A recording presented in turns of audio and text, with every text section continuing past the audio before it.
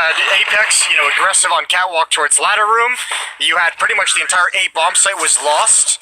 But there was no real battles for anything, so you just had these individual players from Vitality set up perfectly across the map to destroy rotations, to disrupt the timings of those rotations, to take those kills, and you just had 2 to 3 people who were able to walk into the A bomb site and take it over entirely. It's going to be likely 12 to 5. And a full investment from NIP means Vitality might even be able to get to 13, depending on how many they're able to wipe out of the server in this round. With a decent deagle kill.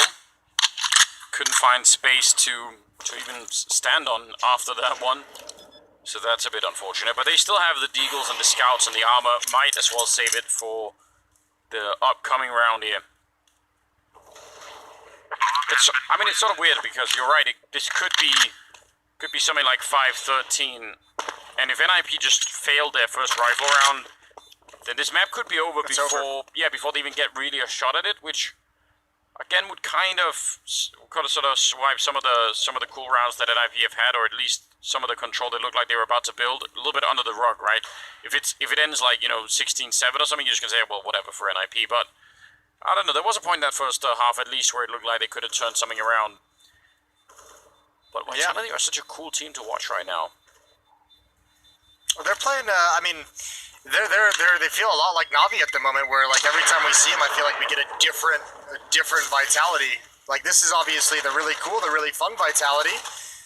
Individually on point, Apex delivering. Strategically look pretty smart, some pretty clever calls.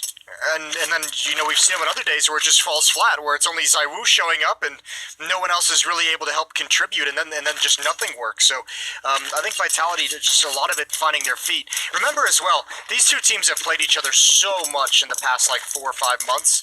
Like, they're going to be so used to playing each other. They know everything that they do. So there's a little bit of like a game within a game going on specifically within this matchup, since they're trying to fool each other from the habits that they already know they have. Yeah, that's a good point. Could explain some of the trickery that's going on. Maybe that pistol round from Vitality that looked so good. This round, all about avoiding the deagles, the scout, maybe the Zeus on Plopsky. These two teams have played 7 series and 1 best of 1 in 2020 against each other. Yeah, that's also why that Dust 2 pick in the mix had the analysts so freaked out. Could mean that it's going to be real interesting. At this point, it sort of has to be. Plopsky snuck in. Could have used the Zeus right then and there, but he decided not to. We're all disappointed. Yeah, the whole world is disappointed. We wanted the squeak. Oh no. That's Team Molotov. Yeah. Alright, well, that's a bit awkward. ZywOo's on his own and he's wondering why no one's with him. Yeah, Plopsky does have one as well. He can put that down and he's actually arrived with the Galil. Screw the Molotov, use the rifle. And that one Molotov thrown by Vitality stops them cold and gets them demolished in B hulls. Oh man. They missed the timing because of that. There was only one defender at B. That is real awkward. Quad kill on Plopsky though. That's so amazing. And you're right, I mean that just made all the difference in the world. I'll forgive him not using the Zeus if he's gonna come up with something like that. But yeah, one misthrown Molotov and it all falls apart. Man.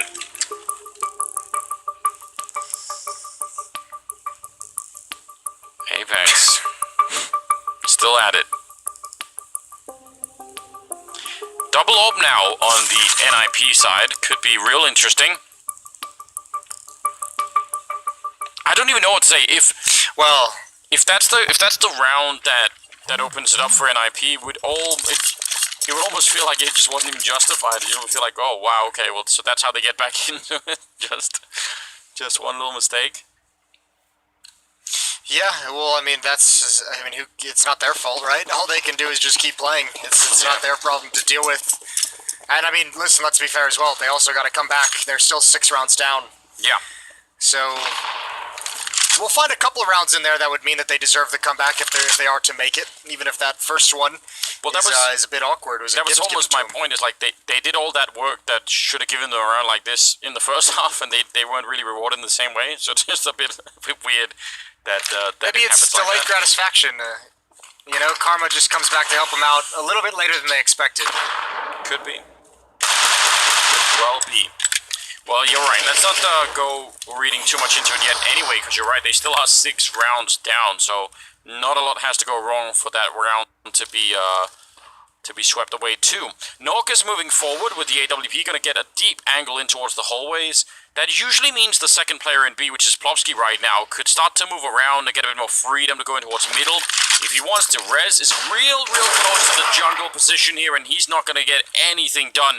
Twist will get one shot. Hampers, nice turnaround for the flashbang. That was a heads-up play. And now the bomb is back in T-spawn with 45 seconds, and they're losing the fight coming out of the connector. So, even if they'd won that fight, they would have had to run there and back again. That, I think, would have been very hard to do. Yeah, this round almost feels like it was doomed before it began. Apex, the last one left, and hoping to take some guns away, but he's also equally hoping somebody just walks into his crosshair. He's not really hunting them down. So, looking like he'll just save the AK-47. If you're Plopsky, maybe you want to start investigating right now. Find an AK on the ground somewhere. I believe there's one over at the triple boxes in the A-bomb site from Zywoo's hands. Upgrade that Galil. You're a Galil over a FAMAS user yourself, right? Yes, I will. I think I would sign my name to that. I really don't like the FAMAS. Is there a gun that you would use the FAMAS over at all? I mean, I would use the FAMAS over dualies, for sure. You take that back right now. But that's probably it. I really have a deep dislike of the FAMAS, I'm not gonna lie. Okay. Well, Vitality back to pistols. 2,000 on pretty much every single player. There's, what, a P250, a Deagle, and a Flashbang for the entire round. And that lead that Vitality has is dwindled, and remember, we'll just keep calling back to that Molotov. That'd be a funny thing to ask about. Yeah. Don't think they would, not yet anyway, find it funny. If they win the map, maybe they could laugh at it, but out of money here. Don't even have that many tools to make it expensive, and the money is really building on NIP right now. Yeah, and Plopsky's still got that Zeus. We could see that come into play. So that's still on the board, Adders. Not all is lost.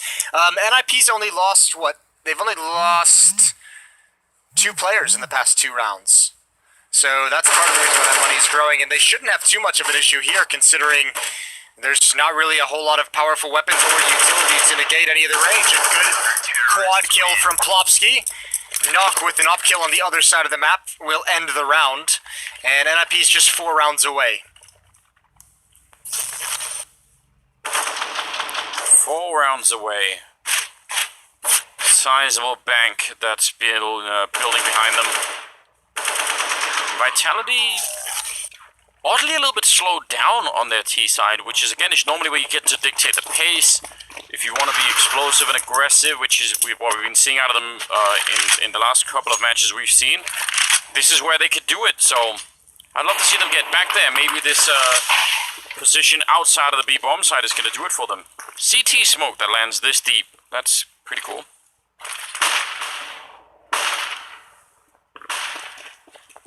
Well, flashes come over. There's a lot of footsteps. No one's on catwalk to hear it, but they heard a lot of utility, so the defense considered shifting. But Plopsky called him off, and he does pretty good damage with the grenade. 4 members of Vitality were in this B hall, so time chewed up just relocating on the map. Yeah, well, they need to make up their minds, because if they want to go back, there's a lot of positions. Yeah, they do look a little lost. Yeah, and if they stay here, they need to move, because otherwise, you know, for all they know, someone could be pushing on the other side of the map and figuring out what's going on. They have no control over A-ramp or A-holes or anything, so I'd say what they're doing right now is incredibly risky. Now, they're not getting punished, we can tell on the minimap, but obviously They really won't know that. 40 seconds, and they're going to turn the corner into this AWP. If Nork gets the first kill, it's going to make Plopsky turn around, and he could throw at least a smoke there to try and buy some more time. Missed opportunity, and now there's almost no time at all. Good kill for Plopsky. He's looking for a second one, but Misuta will take him down. Great entry into the site. Very thin margin there to get through, but they'll make it. And now the bomb should be planted.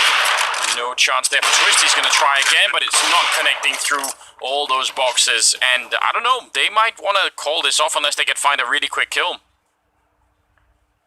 Yeah, I think Hampus is going to go investigate, and if he goes down, they'll call it off. If he gets this frag, which he has, how much do they want to commit? Or are they just going to stick in their positions and take all... Okay, so all the guns is their design. And it's going to probably be funneled towards, you'd imagine, Catwalk, although Apex is starting to push in. I don't know if you caught this. Did you see who were the two entry players but for Vitality? But did you see them almost get into position and, like, jump, almost as if the footsteps were, like, the signal that they're ready to go? I didn't catch that. I don't know if you caught that at all. There was the first player who gets into the corner jumps, and then the second player moves into his...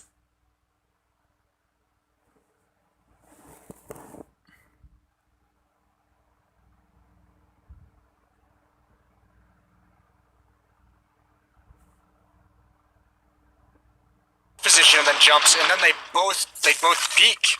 So I mean, I don't know, maybe I'm reading too much into it. That stuck in my brain. We'll have to go back and check. Maybe you've caught onto something early before everyone else. The double op is still here, and some rifles behind it. NIP still pretty rich even after losing that round. But yeah, I mean, as soon as Nork missed that shot, there weren't many opportunities afterwards, so that's a bit risky. Jumping here would also potentially be really risky, though Cyber's going to back off pretty quickly after that. Apex in middle, alone close in connector. One of those powerful positions where all you need is really one kill, and it'll crack open that A-bomb site.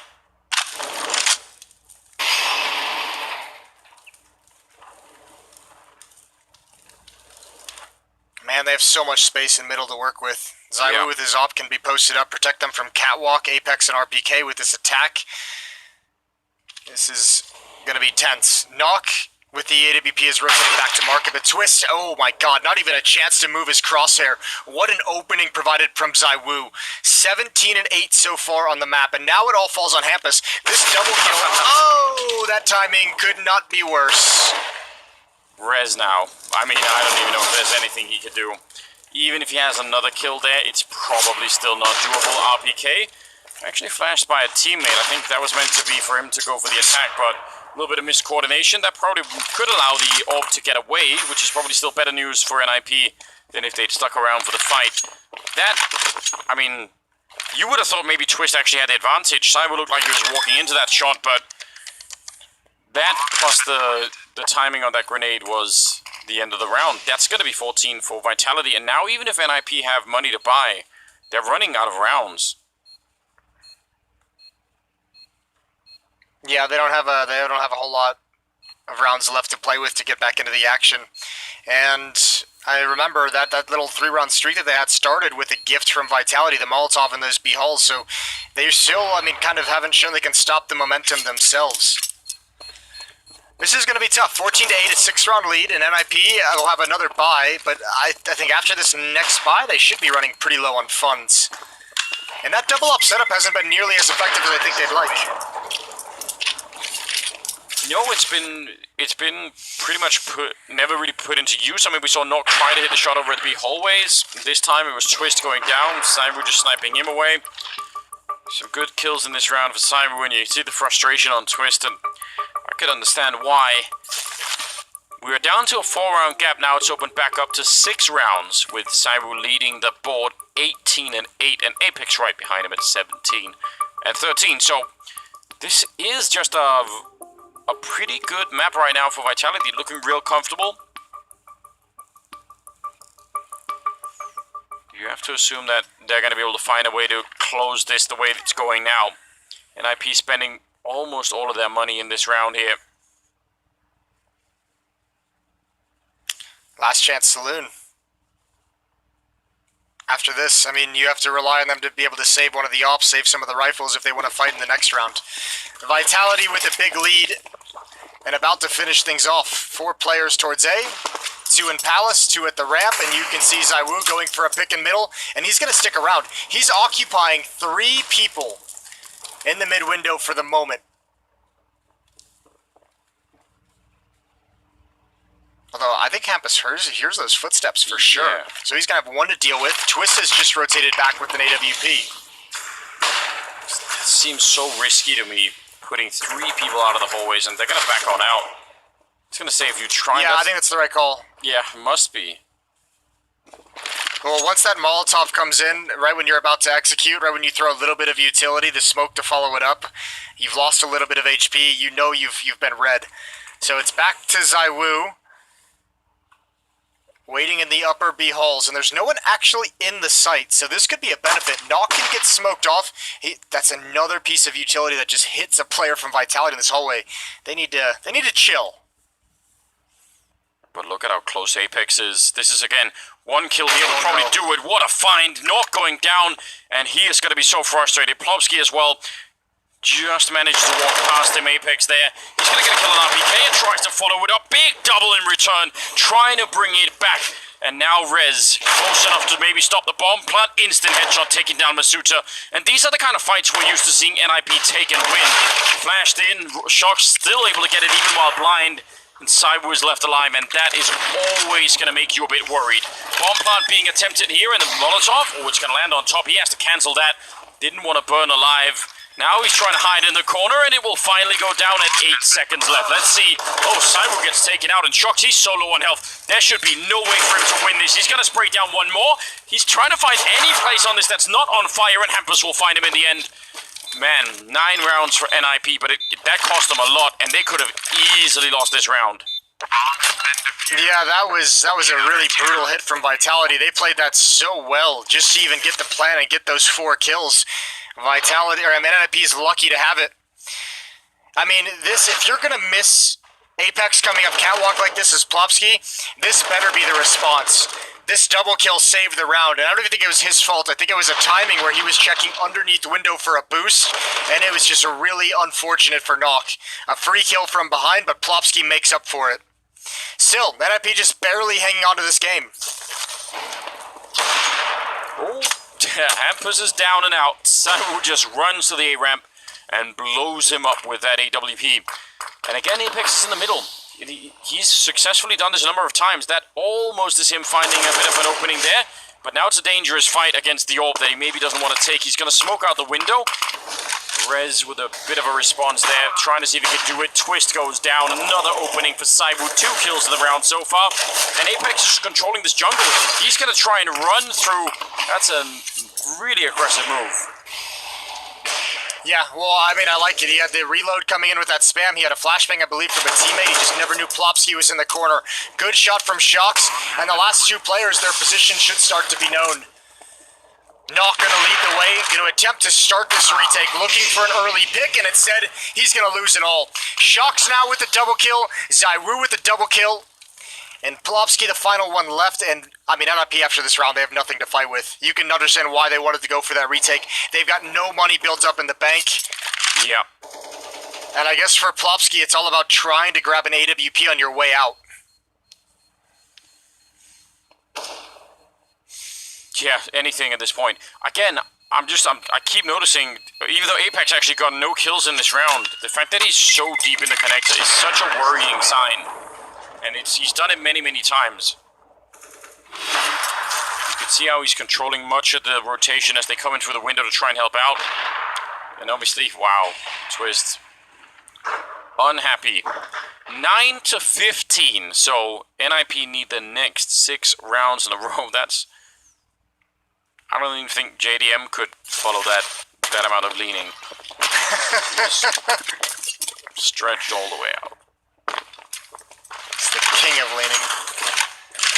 Knock drops down, and what a desperate situation NIP finds themselves in. They've got to rattle off 6 in a row, and Knock is committed. A slow peek around the corner. Masuta's finished him off. Apex finds Rez as well.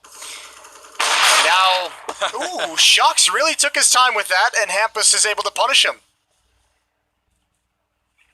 Oh, twist. I was gonna say, well, step too far there and he would have died. Hampus looking over the smoke, spamming the D right through, and there's an AK waiting. Masuta not gonna allow that to happen. And this is looking good. Plopsky goes up the hallways and Twist is on the other side. Maybe there's a chance here for a bit of a surprise if they could time it well enough. Plopsky has a flashbang, but probably doesn't want to be the one to initiate this, and there's a jump. He's been spotted and taken out. Saibu again, just so deadly accurate with that AWP. And Twist 1 versus 3. Sneaking in, he's going to get the first kill. Saibu on the other side, though. He will finally miss a shot and go down, but Masuta will not. 16-9 as Vitality pick up the first map here. Big win for them. And now the real question is, what exactly is going to happen on Dust 2? And we don't know yet. Our analyst surely will introduce us to the whole concept after the break. Stay tuned.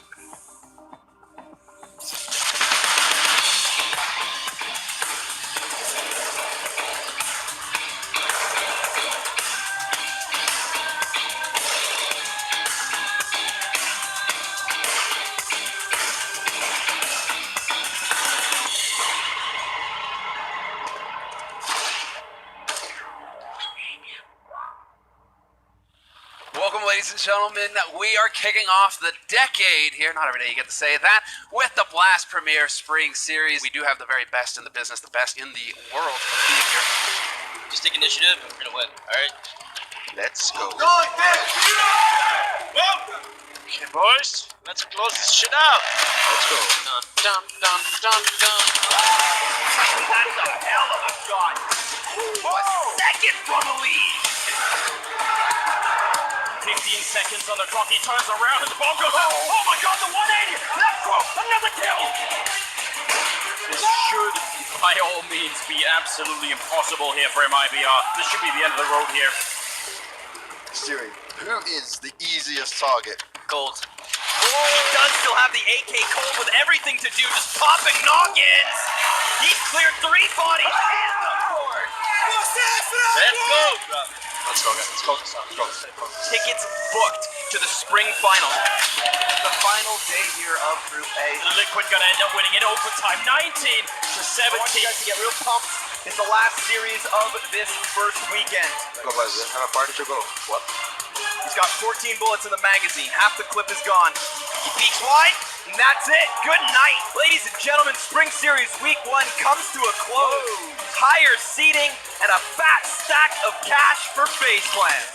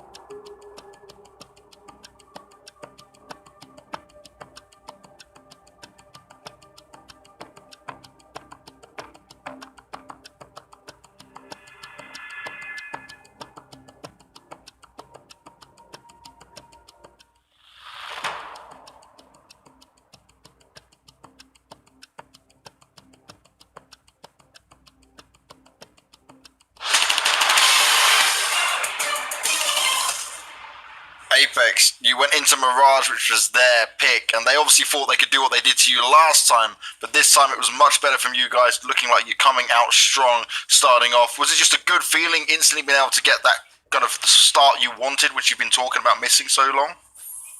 Well, I'm not gonna lie, Mirage has always been a good map for us, but lately we played like pretty bad on few games. So that's why they decided to pick Mirage again, but the feeling was good on this one. Everyone played super well, so yeah, it was a convincing one. Now you've gone into this Dust 2 pick again, and it has a map that has made you stumble a fair few times. How are you going to avoid that this time around? Well, they surprised us by vetoing Nuke, so we picked Dust 2. I think they have a plan, and we just need to play to be aware of everything, and I guess that may be alright. Well, there you go. He highlighted it. That is the main play, man. That is the main play, is that he knows that there's a trap coming up. Apex, you're not going to pull the wool over his eyes. You're going to have to be a little bit more clever than that threat. And so, going into Dust 2, he knows that it's not their strongest map right now, but what do you think? What do we give our odds here, considering Apex and Vitality just look so good on Mirage? Chad, we'll start with you. Look, I think that game was really flat for me, right? I was watching that game and it didn't feel like NIP had any life to them. Twist, who's usually the X factor, was kept relatively quiet. Zywood picked him off a couple of times there. But as we can see in these replays right here, Vitality kicked it off in the best way that Vitality can, and that's by being assertive, right? We speak about Apex as the in-game leader of this team. He's always been an entry fragger who gets stuck in. Here's another assertive play within the mid-round, flashing for each other. We saw Palace pushes. We saw them actually taking the fight. And NIP didn't seem to have any answers for that there, especially when we flipped on over. Their CT side is where I thought that their individuals would outshine Vitality, but that wasn't to be whatsoever.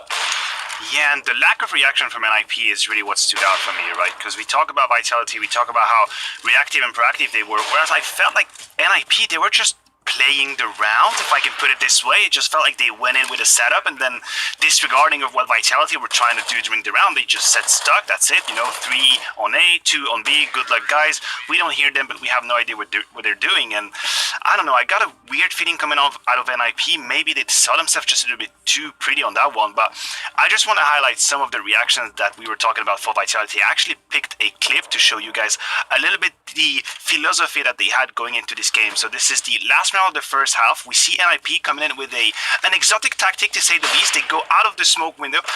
Zywood gets the information, but just now they realize that here comes the bamboozle. Actually, all of the NIP lineup is going towards Kitchen, but look at this reaction here. Shocks asked for RK to come with him, and they, as a unit, together completely shut down. And this was a matter of, 2 to 3 seconds. Now, NIP, they're left in a 2 versus 4. They're not going to save the round. They're not going to make miracles. But I wanna give props to that reaction coming in from Shocks and RPK, because this is not an usual scenario. To have 2 or 3 Ts going into Kitchen, that needed a lot of communication, and that needed to be quick and reactive. For a second, I thought we were watching the Furia Bamboozle pistol round. Yeah. They're just going to start boosting through vents and then get it on over that way. But still, Vitality showed that they can hang and that they're not going to get caught off guard. And they're kind of playing into what we expected as well. They keep winning each other's maps. So nitpick Mirage, Vitality take that. Now there's a trap that's been laid here by NIP going into Dust 2. So let's go ahead and talk about Dust 2. How could NIP catch Vitality off guard here on this map? You want to take it away, Chad? Yeah, look, I have to really just try and theory craft this one, right? Because they need to exploit the weaknesses that FaZe did. And to do what FaZe did is not an easy task. That's not something that I think that many teams are going to be able to replicate right here. But if I look to the strengths of NIP, a double AWP setup. Now, Anders pointed out during the cast, it wasn't as potent as they were probably hoping for. But it needs to be potent right here. Twist and Norg with the AWPs, if they're able to set up on the CT side, they can lock down both sides, right? That's a fact. I think when we're looking at where the kills are going to come from on the T side, if it becomes gritty and grimy and clutchy, I want to see more from Twist yet again. Quiet in this first map. I'm putting a lot of stock in him, but when you look at the players in the team, Twist is actually the biggest veteran they have. He has the longest history in CSGO. So in a matchup like this, he needs to stand up and show the other guys this is how we do it. I agree. I will also mention Rez. I think Rez also is in that position where now he's not a youngster anymore. Now he has to be one of the guys showing, the way forward. And the last time these two teams met on Dust 2, he was actually at the bottom of the scoreboard, 6-17. That was when Vitality won 16-4. That was at the end of May. So this is not looking great, but we have to rely on the fact that NIP made an educated decision to go to Dust 2 here, and there has to be a reason why. Maybe we don't see it, but I know there is one. I disagree, Maniac. I think it's looking perfectly great right now from my perspective. How do you know? It's looking very good indeed. Very good. We're never going to get this smug grin off his face, are we? We are going to have to deal with this until the end of time. Look, this game right here it's not done should yet. be Vitality's. No, you're right. No, it should be Vitalities. With everything we know right now, NIP have just picked into the...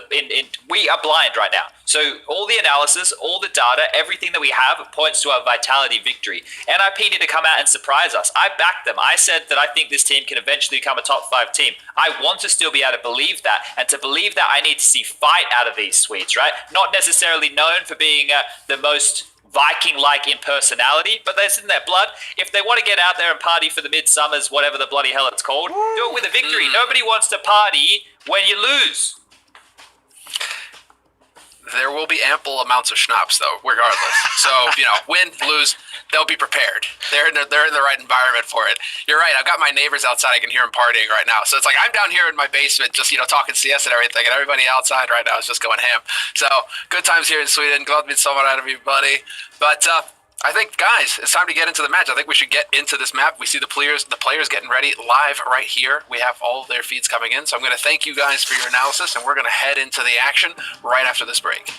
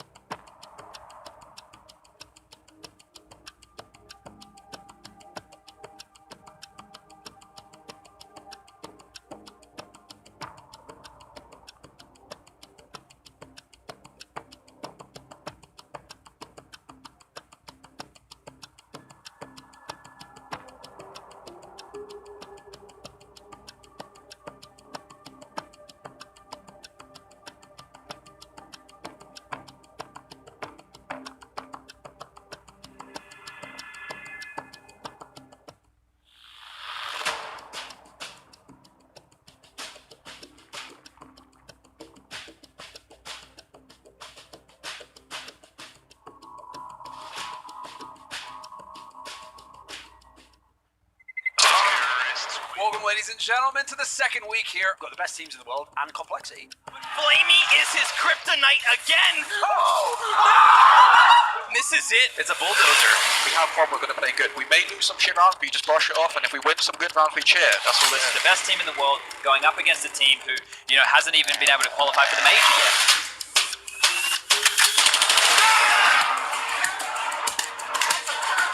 Just trying to buy time, flanking around, punching him down, and he tries to immediate defuse. He's right there with the kid. Oh my god, I can't believe it. 16 and 12. Yeah, I've seen every big CSGO match ever. I can tell you that would already be like a top 5 upset of all time. Simple could catch. Oh! The shutdown! These are the Astralis that I know. Really trying to get in the pit. Can he stand tall one last time? He likes them all! No! A beautiful spray! Election saved it! 16, 14, now we do it! Who's ready for Vitality versus Complexity? I introduce you to North America's newest juggernaut. 16 to 6 as they take down Vitality. Complexity have one last beast to challenge. They wanted to build Juggernaut, but we want to destroy the Juggernaut. Of course. 16 rounds to Navi's favor. Victories on Train and Mirage. And the Navi Storm has come and conquered today. It's an exciting, couple of days that we've had here, and it doesn't feel like we've had any losers other than maybe Astralis.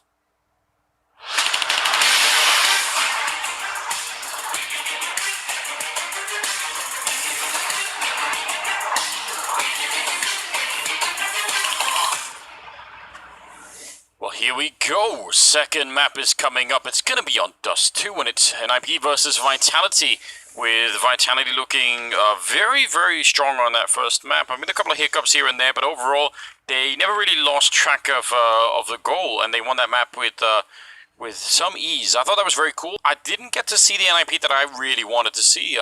We saw some of the fights that looked good, where they were sort of getting clean headshots and all the rest of it, but Vitality looked like a much, much stronger team. I don't think anyone did. That NIP that came out in that game, at least for the start and through some major stretches of it, looked a bit uncharacteristically passive, which was surprising. However, on the Vitality side, we've gotten a gift, Anders. We had Simple in the first series. He was going nuts. Zai Wu delivered a stunning performance as well on Mirage. So, I mean, we've had the two best players in the world and using the AWPs, having phenomenal performances today. Yeah, it was really, really cool to watch. No doubt about it. Hampers with a smoke and a defuse kit. Pretty useful on this map in case you need it. I mean, if you want to defuse that bomb over at long, let's say, it could be weird without having the extra smoke down. And on the Vitality side, though, a couple of smokes and a Molotov to try and clean into a bomb site. Apex and RPK waiting up here and maybe just looking to edge their way in. It's going to be what thrown here? A smoke by Apex? Yeah, it must be. Yeah, for the door, flash in, gonna send RPK perhaps to his death. Hopefully he gets one. RPK's gonna see no one. Oh my lord, that's a boost that puts a stop to this strategy real quick. And look at the re-rotation from NIP. They get caught out in the open, but Rez has a good response. He cannot go down here, he knows what's coming. Just stay alive for your teammates, especially now. Apex would love to shoot him in the back end. Maybe he will. Oh, Rez spins for it. He could have definitely been dead, but now it's a 1 versus 3. And Masuta's just up on the box looking for them. The bomb is down on long, so he'd have to get a kill, go back and try and find it, and then continue to fight. It's such a long route for him to get back into this round. He can't even pick up that USP yet, I think. So, yeah, he's just in a lot of trouble. He swings for it, and they are all fighting him, and that will be the round for NIP. A nice triple kill for Rez. Man, that almost even worked, despite the fact that that fake got shut down right at the beginning. RPK goes down with the first shot fired. Look at this little peekaboo moment. Yeah. Peace. But Rez hit some very nice shots on the other side of the map to save the day. Without Rez, I think NIP's in a lot of trouble in that pistol. 1-0 for the Swedes.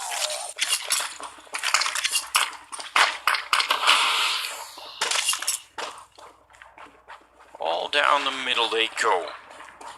Not even really any real investment into this round for Vitality.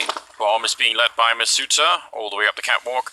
It's an MP9 waiting for them out there on Nork, and with the two people playing down at long, this is going to be fine. Apex has managed to get down in the CT spawn, which in another round could be really cool, but in this round, shouldn't make much of a difference. I still don't think they should be able to really get out from this catwalk position into any kind of a wide fight, but they're going to go back yet, because Apex is there. They say, hey, wait a minute.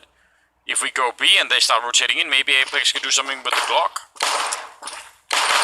Yeah, I don't know about mid as being the option. That seems like a crazy place to try and attack this bomb site, although fair play, tunnels kind of seem crazy too, but essentially they're trying to force a rotation into the waiting arms of Apex, and there's just no reason for anyone from NIP to move.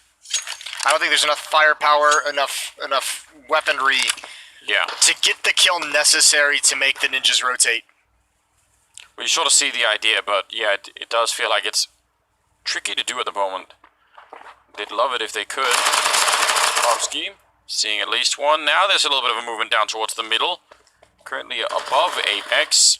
Oh, he's been waiting all day for this kill, and finally he's going to lose it. Burst fire coming out, and it does not work, but he tried. He went for it. He did in fact try. 2-0 for NIP. The last time these two teams played this map was back at DreamHack Masters. It was a 16-4 victory for Vitality. So, we'll see if NIP's improved anything here on Dust 2. I mean, they're already halfway to that result. Jason, we got 2 rounds. I know. It's good. They're getting there quick. Lot of AKs in play. Fewer grenades on the Vitality side, but again, one of those maps where, you know, when you have this kind of a rifle, you can go and take these fights exactly like Shox is doing right now. Look at how far in he's getting. This is huge for him. The spray is through. The Molotov on top of Nork, and he's under some pressure here. RPK will pick off Hampers. A lot of people here for NIP, but they don't have the rifles to take this fight with any ease. Nork, oh my god, what a big double spray. That just connected instantly. Oh, Shocks down to 21 HP. He's forced into a passive, and this is a big flank.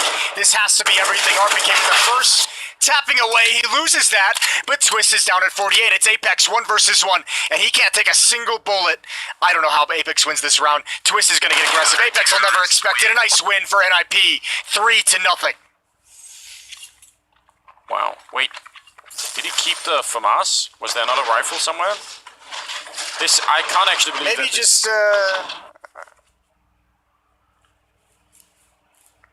that shouldn't have been, it felt like that shouldn't have been a kill, or at least, maybe only the one, but that MP9 took both down. Yeah, well, he swung and got the dink, and then, well, I think once he realized he had the dink went off of just like a shoulder peek spam shot, I think it was like, why don't I go back and just try and clean that up? And he got gifted a second one as well. They might have ran into each other's crosshairs, so the second player couldn't actually take that fight. But, I mean, impressive NIP's able to shut down that hit on Catwalk with just the SMGs.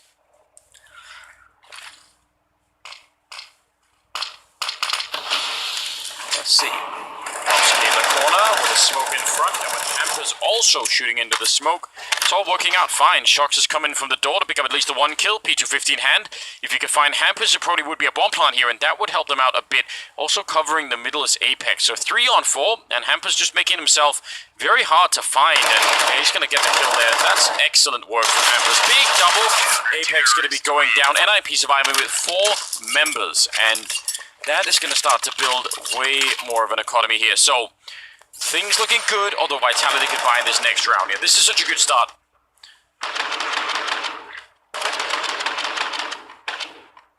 That's a great start for NIP. Especially, as we just mentioned 2 rounds ago, they've already matched their previous efforts rounds on Dust 2 against Vitality. So, they got to be feeling infinitely better. The Dust kind of laid this one out as a big risk for NIP picking this, and what would they have in store, and at least so far it's starting out well. Shocks is going to get a nice select shot on the Plopsky, and pass the op over back into the hands of Zaiwu.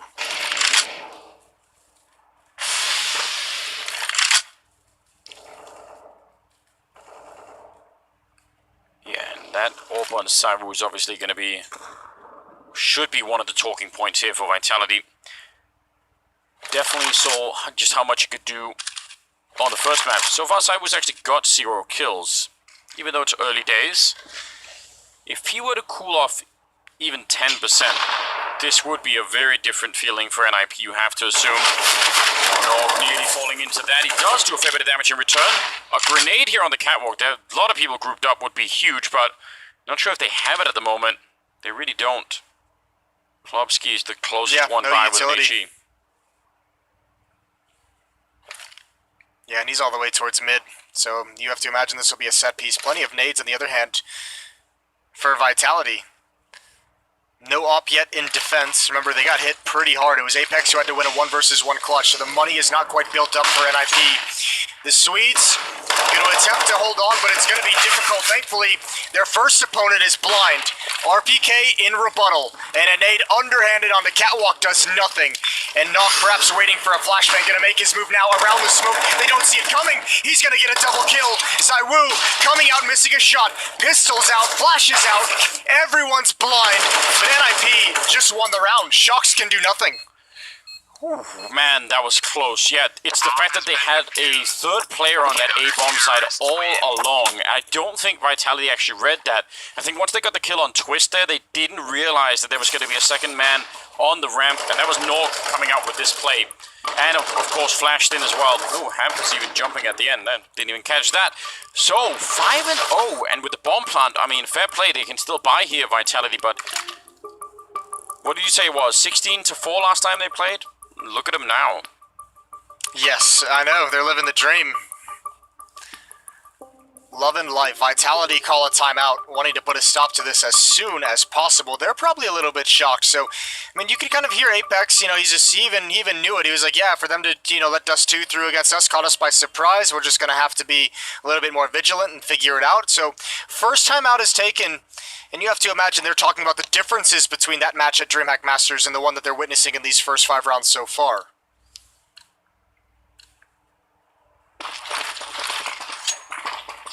Twist now on the AWP. Sairu without his. Still pretty quick down middle and out long, and everybody is blind, but Rez is going to have his vision back a lot earlier. Twist with the one flashbang, as you can tell, Nork with the other one, some great supportive grenades coming out, and Sairu, if they'd even just evened the fight up down there, this play would be so huge. It still could be. Oh, they've not seen him yet. He's got 3 people. There's one headshot, tries to tap away, and he nearly gets the triple, but not quite. Look at how much damage he did there, taking half the health away from Rez and Twist, but leaves RPK in a nearly unwinnable position here. And again, he's just trying to deathmatch his way through the round. That's not going to happen. A quad kill on Rez instead, and a 6-0 lead now for NIP. This has got real interesting.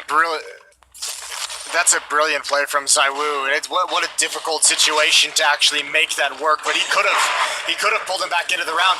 This is where things are really lost. I mean, Vitality just gets entirely countered by that nip defense at the corner. They come around so quick with the Molotovs, nothing Vitality can do. AWP picked up by Shocks, surrounded by Deagles.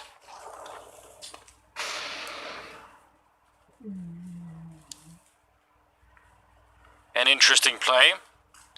Still have some money left, so maybe it's fine. Just try to hero your way through. We do all love it when these things work out, so at least they're giving us that.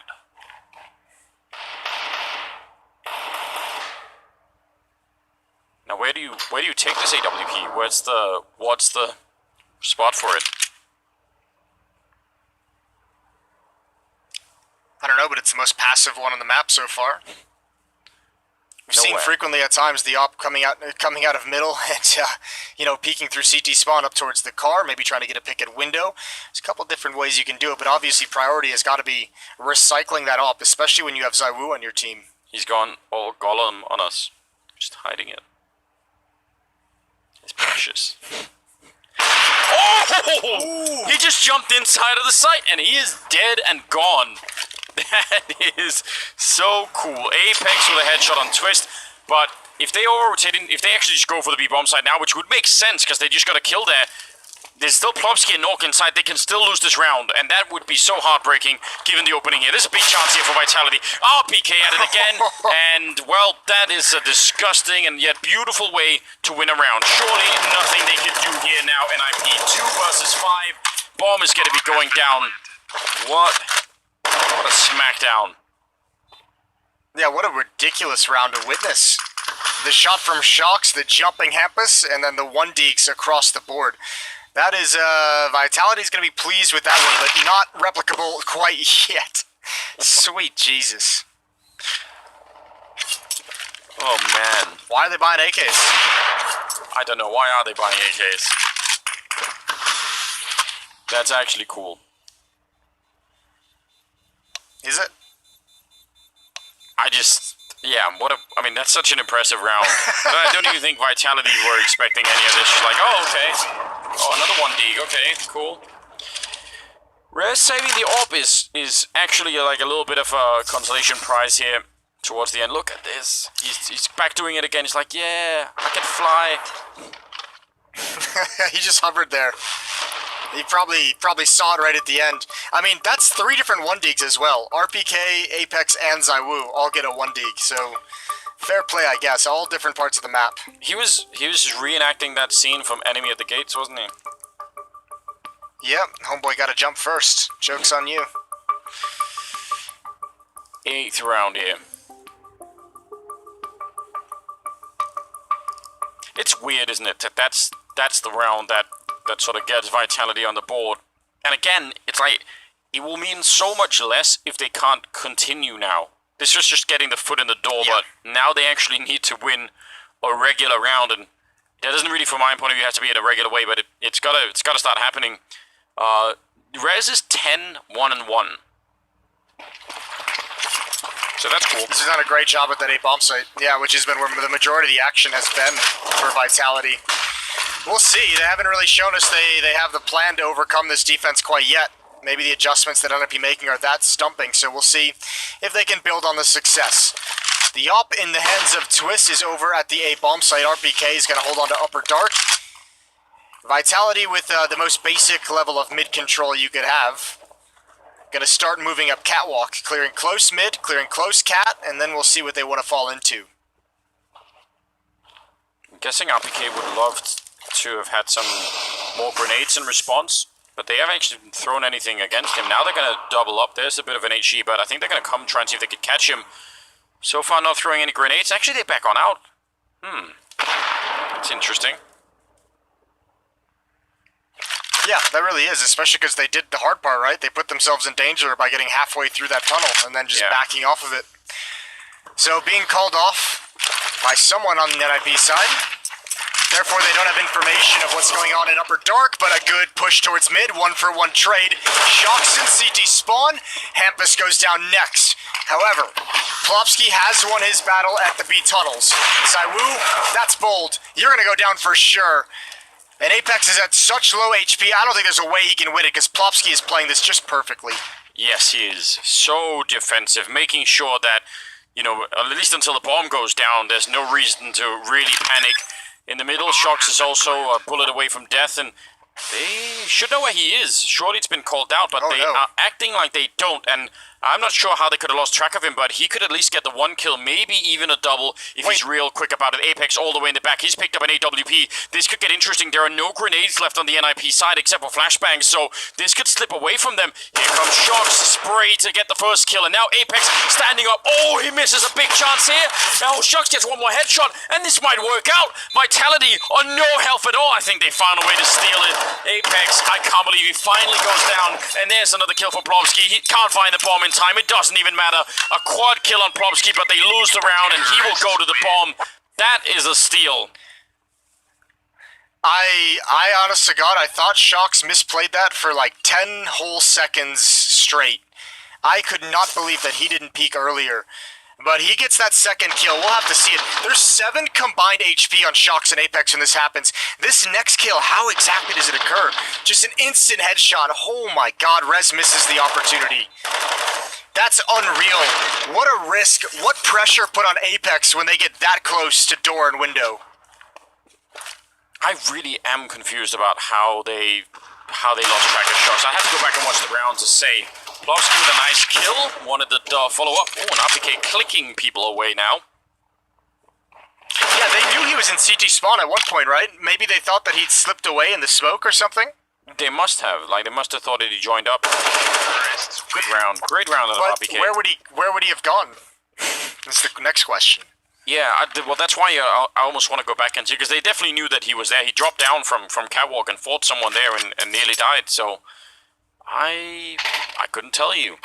Someone will have to go and investigate.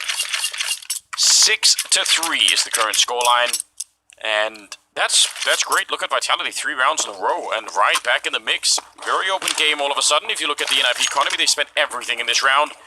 And, yeah, that's what makes it so interesting. Saiwu looks like he's going to run out the middle with an AWP, because really, why not do this? Oh, and is he quick enough? That's so scary. Fiorez, you saw that. Yeah, he's quick enough, but he didn't flick over, didn't take the shot. However, he has forced the defense to be a bit nervous. And it looks like Vitality going to fall into a quick mid to be split, or at least put the pressure on like they will. It's pulled Rez to CT spawn. But no decision has been made to pull the trigger quite yet. Shocks and Masouds are going to come up catwalk late. Look at Plopsky being waiting at the on railing. health. Like, he's so low on health that it's making it very hard for, let's say, Hampus to go to middle or start to lean towards, like, you can't really leave Plopsky alone there. And why would you send Plopsky middle with 3 health? So, Nork went to investigate and found death. It's not what you want to find when you go for just an exploratory mission. Twist. Ooh, he sees the head. A little bit of a fake. That's bold from Shocks. It's a leg shot. He's going to be rewarded. Almost gets the follow-up, but Rez can't fall back and can't go forward. So Vitality now starting to put the pieces together. It's going to be 6-4 as Hampus and Plopsky have to save. If you're Twist in that position, you're just going to be so annoyed because, well, especially if you go back and look at the demo, you're going to realize if you had that kill on Shocks, you could have turned to swing for long and try to take that fight instead with your teammate, but yeah, that just spun out of control. Hampus also getting caught now. So only Plopsky trying to stay alive with 3 health from the beginning of the round. 4 rounds in a row now for Vitality. They are building it one step at a time and really coming back into this game in a big way. Round loss bonus started to kick off, but it's not enough for NIP to actually have a bye in the next round. So this is getting interesting. Yeah, they're gonna have to sit back. And Vitality, the question becomes how many rounds can they just run off in a row? How much of a lead can they build? Can they actually take the lead away from NIP? 4-6, 2 rounds away. And Vitality being led by Shocks at 11-7. Zaiwu hasn't even really come alive. He's at 4-9. And Rez still leading the way for the Ninjas at 11-4. The rest of his teammates on NIP have 7 kills each. What's Shocks doing? I don't know. Making memes. The facial expressions on that team are just unbelievable. It might be one of their best features. I mean, oh, he wants it. He wants it so bad.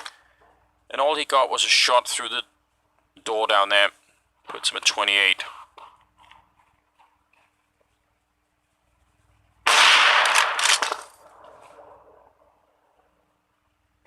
Bit of a slower round for Vitality. No one running crazily down the middle or anything else like that.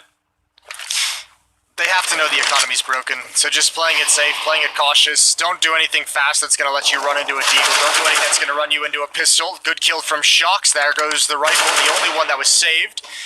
And Apex going to press the envelope. He's got twist, headshot angle, a double kill for Apex. And the round is theirs. Hampus falls next, and last in the alive is Knock. And they know where he plays, so 5th round for Vitality. Bomb has been planted. Yeah, this is just starting to look like a good recovery at the moment here. Almost getting it, but Shocks intervenes to save his teammate. Shocks at 13-7 right now. He's having himself a pretty good game on the second map here. NIP back with a bye yet again. But yeah, that 5-round win streak that they went on, sorry, 6-round win streak that they went on has nearly been matched by Vitality, so time for the Swedes to get back into it. Start to put some work in here, or this will not be enough. 6 rounds is decent, but if you're going to end up losing this many rounds in a row, I mean, the team will start to feel it.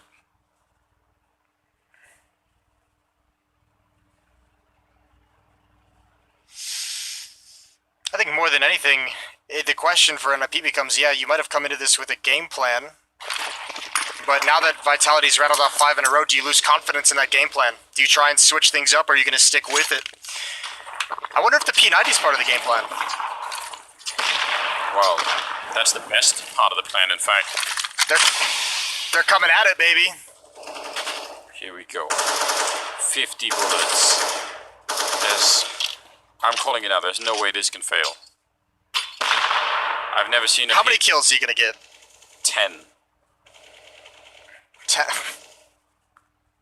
He's going to spray them and his team and then grenade himself afterwards. Here we go.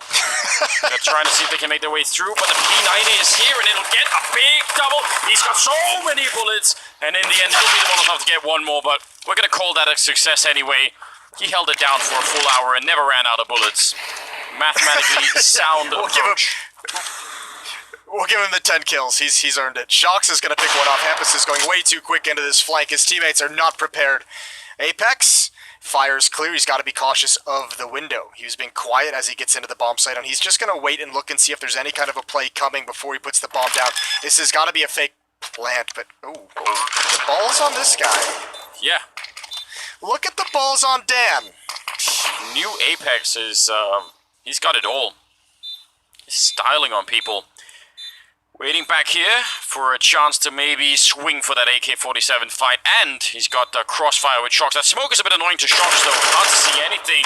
Oh, that needed to be a kill, and somehow it's not. Shocks misses a chance. I can't believe they actually make that retake work. I thought that was going to go in favor of Vitality. So the 5-round win streak is finally broken up, but that looked oddly sloppy for Vitality, considering how well they actually fought their way back in. Yeah, again, it's just like no eyes on the retake whatsoever. Everyone is just hiding. Well done with that P90. Some beautiful work. No one actually ever spotted Rez moving into the bomb site. He had such a wide angle before anyone realized it. And Apex might have been able to do something if he had that kill clean, but all that hard work has gone to waste. Still plenty of money for Vitality going into round 13. They've got an op again on Zywoo. $6,000 in the bank for RPK and Apex. Ooh, there's a good pick off. Nork going down, and that's Zywoo again. He doesn't care that there's a double up in place somewhere else on the map. He is sniping away at people. Hard to stop him when he's in this mood. Oh, and they're gonna go back to B, aren't they? What are the chances he buys a P90 twice? And it was also Knock that they killed. They know it's one of the B defenders, so they're going to get caught off guard by Hampus being here with the AWP, and that might make them change their mind.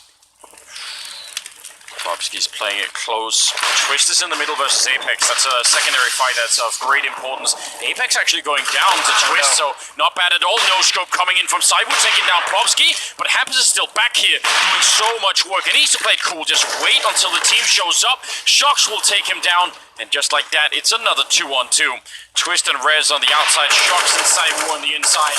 What a deadly combination to be up against. And the bomb, they're gonna fake it once, no response yet. They're jumping on the other side. Zywoo firing the gun a single time here. Let's see. They have a smoke on Rez. They could try and do the same thing they did last time and sort of smoke off to block out the AWP and then go for it. Another fake here. Oh, and that's the top of his head showing they're gonna win the 2-on-2. This time, triple on Zywoo, double on Shox, and 7-6 scoreline. And that is bad news for NIP's economy. And this time, because the two players from NIP were stomping outside of the B bomb site, there was never any concern that the flank was going to be coming in. There was never any concern whatsoever. They knew where the final two players were at all times, and they handled it well. Man, I'll tell you what as well. We might have to revise our opinions of Vitality. If this is the Shox that we're going to get with any sort of consistency. Now, the past 2 years have proven that that's not a possibility that we'll be treated to. That there will not be any consistency in this kind of a performance from Shox. But you know, this kind of just him hitting these shots and helping them come back in rounds is enough for Shox to be a force on this team. Oh, Jason, you're falling back in love with French Counter-Strike. I'm not. I'm just trying to lure other people into it. You deny it, but I can hear it in your voice, Jason.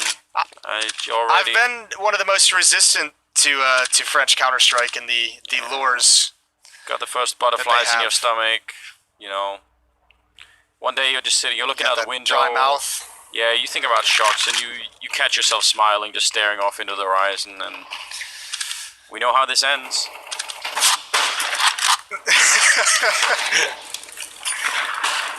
Plopsky, I don't even know where to take that.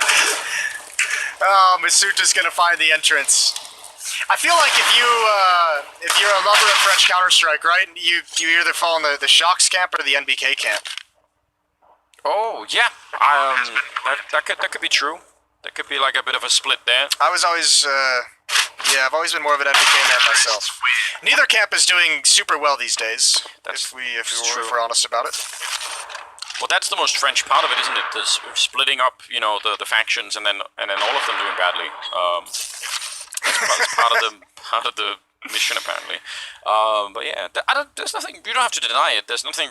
I catch myself daydreaming about Shox sometimes. I think it happens to the best of us. You know, the trick is to not, to just don't go all the way in there. Just keep it as like a, just a thing. Don't give your heart to it. Oh, Zywoo standing in the fire. You appreciate it, but Plopsky with some restraint on the other side would have been dead if he had turned to his right there.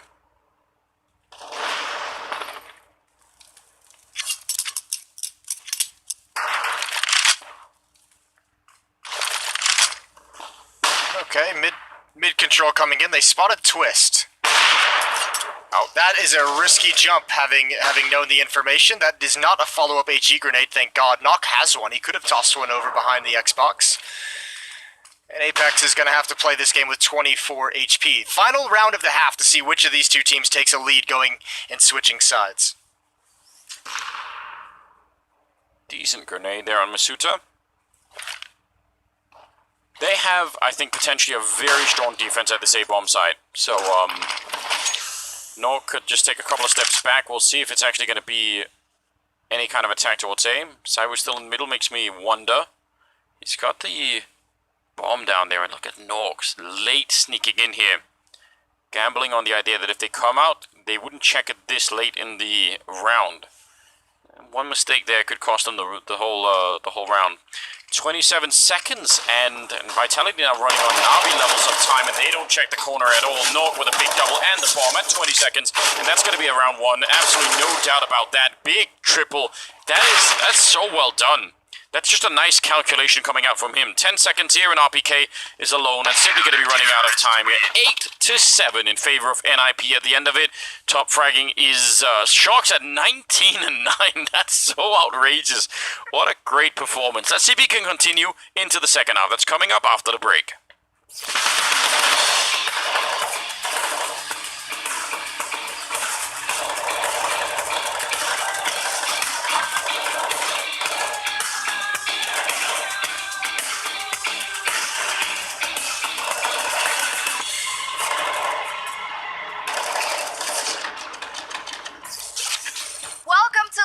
For week 3 of Blast Premier, we've got some top tier Counter-Strike coming your way. The 100 Thieves and G2!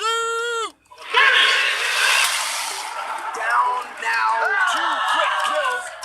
They should not lose this game right now. This is not a team that yet has the pedigree to beat an AG. It is Valentine's Day, guys, but what happens under the desk stays under the desk. Dad and Dad, we're back together. So what we have to do, we will win this game. Deal? But they're coming in from long as well. Freezer's gonna be there. What an upset. It took all 3 maps. This is going to be a spicy one. 100 Thieves versus EG! They take them down in overtime and win the whole series 2-0. A banger of a match between G2 and OG. Chance for this, and they can't go down the 1v2 to close it out. EG versus OG for a spot in the straight finals in Moscow. We are legends of this game. We will rip, shoot hits. Deal? That's right, Alexi. No. It was an upset last time and everyone was shocked, but here we go. OG absolutely living the dream, and they will take him down for a second time. Let's focus, bros. Let's focus like we played first time against them. They've done it. They've bounced back on Dust 2. We're going to the final map of Blast Premier Spring Series, baby. Let's take it just like this. And G2, 1 frag away, 1 HP away from shutting down the dreams of OG. There we go. G2 Esports first place in Group C. Fantastic stuff. We'll see you in a couple of months, of course, for the showdown. And for now, enjoy the rest of your evening. There we go. Bye.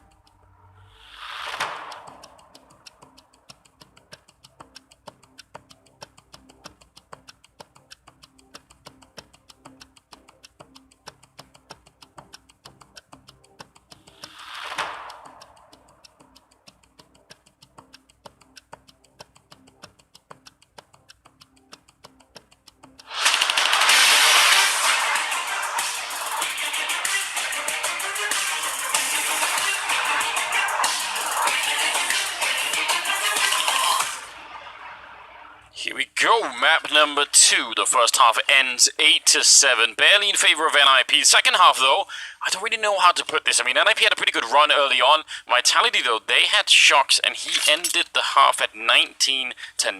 And Cyber was starting to hit shots. This could easily be a turnaround for the French side. We'll have to find out. Hampus with a P250 down the middle, hoping for a challenge, and ooh, he nearly gets it. That's a bit of a dream, and it doesn't really work out in his favor, but this is a very, very open game, and NIP desperately need the map, as they did lose the first one. Yeah, this is an elimination game as well, so if NIP were to go down here, they would be eliminated from the spring finals of Blast Premier. It's all important game for them, quite obviously. Look at the lean from Vitality. They know exactly what's up. This is gonna be, this should be an absolute slaughter. 4 players gonna be on the defense so fast. And it sounds even worse, doesn't it? Saiwu picking one up, and they have no idea how much death they're running into. They're all gone already, or they should be. Here's another one for Shocks, and they're just hiding inside the smoke. Shocks hitting all the headshots, and that is 5 clean USP shots coming out from Vitality. That is, well, yeah, there's nothing they could have done, I think, in that one. No, they didn't even realize. They'll find out later when they watch the demo back or watch the VOD back that Vitality had their number the whole way. This is absolutely insane. That is such a freak show. Oh, dear.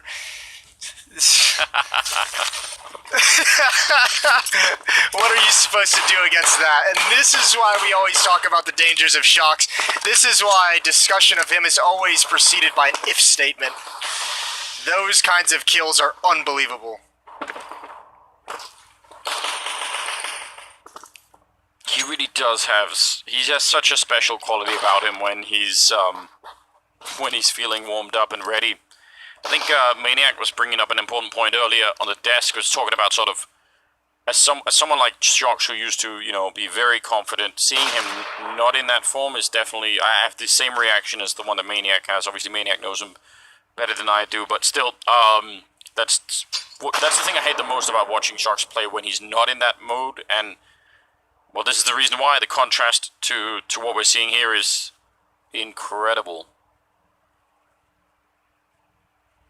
I know when I've had discussions with the Vitality guys, I mean, recently, especially since this new lineup and since Apex took over, the conversation, a lot of it has been the one thing that they found that fixed most of the issues has been actually, let's hold the phone on that one, because this makes absolutely no sense whatsoever. A nice pair of team kills in there might save the day for Vitality. I am so confused. Bit of a peek. Some damage on the Shocks, but they have head armor here on the CT side. That's really crucial. Should be able to win this fight, although they're taking a lot of damage. There's Masuta helping them out, and now it's just a Glock left. Last one here, looking for it. Burst fire is in play. We've got all the tricks, and none of them are working. Would be a round for Vitality. Bless my heart, that should have never gotten that close. One of the big changes that they made with Apex coming in is switching up some of the roles so that Saiwu and Shocks wouldn't really be the two ever primarily working together. Oh, Rez. He kills 2 of his teammates. That's got to be frustrating. Because the explanation was Saiwu and Shocks are both used their entire career of being the star players, right? They're the ones being set up. So their first thought in a scenario isn't, I'm going to throw a flashbang for you, right? It's like, where can I make a play? Where's my flashbang? Yeah. So splitting them up onto other sides of the map actually frees them up and pairs them with people who are more suited to enable them to do better. That does make a lot of sense. Yeah, you could have like a little cell of, you know, one superstar on either side. That makes sense. Some damage onto Hampers and Rez. But otherwise they're spread out in a pretty default setup here in IP. Masuta is looking like someone who may want to go and check into Upper Dark, and Plopsky's just falling back from that position, so now it's a bit interesting who's going to get the better of it. Well, the fact that they peek with a flashbang means Plopsky's going to know that someone is here, and he's going to go back and check. I can't believe the timing. This is unbelievable. I can't believe they're also being given the gift of Masuta just falling back. He really apparently loves that fight at the staircase. They had the angle, now they go back for it. I don't even think Nock heard the footstep they made. Man, this is actually pretty great for Vitality. If Saiwu can just stay alive and hold them off a delay, maybe get 1 kill, that'd be massive. This flank is going to come in so fast, as long as they don't ignore clearing this corner to the left. Well, there's 2 people there, but the game is up. They know what's coming. Masuta goes down, and Saiwu and RPK, they go check long. They want to make sure that no one is there. They're not going to find anyone, and they're going to actually rejoin, so they give up on long altogether. Twist has that AWP, and there really is only 1 flashbang here on the side. How can they retake this? They're going to get a big kill and a good follow-up from RPK. Are they going to go back for it? They seem like they're shuffling around all over the map for a while here. 2 on 3, and they need to stay alive here on the NIP side and buy as much time as possible. There are kits in play all over it, and it's a 1 versus 2, and Twist will not miss the shot here. I feel like he's been doing that a fair bit, but that was a good double kill for him. And a 9-9 scoreline, man. That round could have gone like 10 different ways. Yeah, that's a pretty critical win, and you could see that the safety net, unfortunately, since they gave up long, since no one actually came from long, Twist is allowed to just sit at this railing with safety. And that was a player that rotated back from long to help out on Catwalk as well, so you give up a big advantage of that angle, and Twist has free reign, and now he's just cranked out a headshot down mid as well.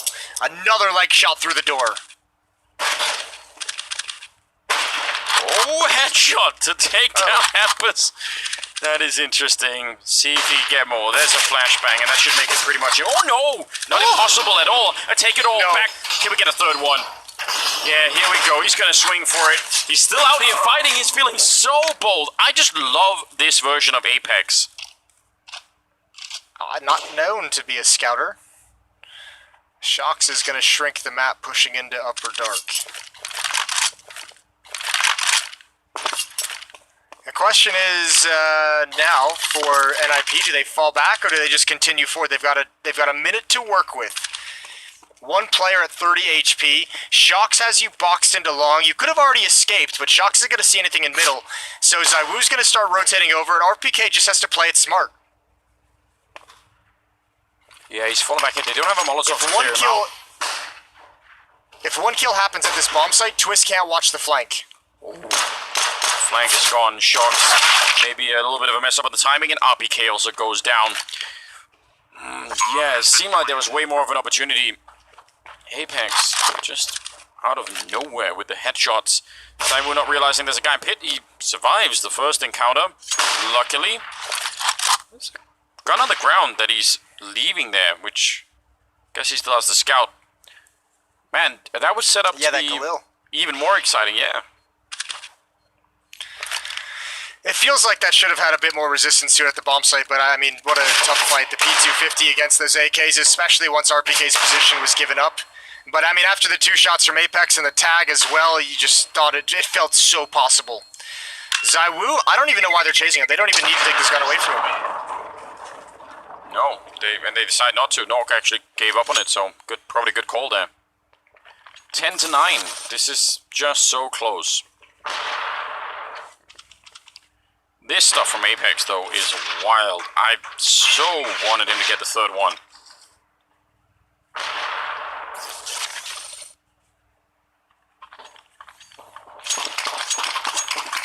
Alright, here we go. Another save round for Vitality. They forced up in the last. So NIP has an opportunity, a pretty relatively nice opportunity to get up to a 2-round lead at 11-9, and more than that, they can build up some cash flow.